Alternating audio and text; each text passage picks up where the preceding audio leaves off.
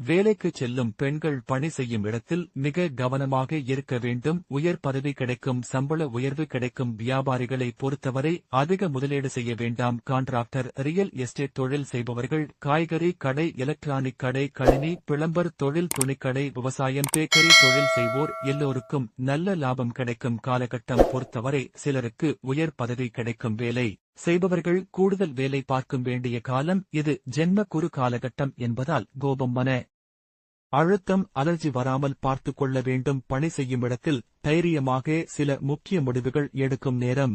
என்னுடைய பார்வை பலத்தால் உங்களுக்கு கிடைக்கும் நன்மைகள்.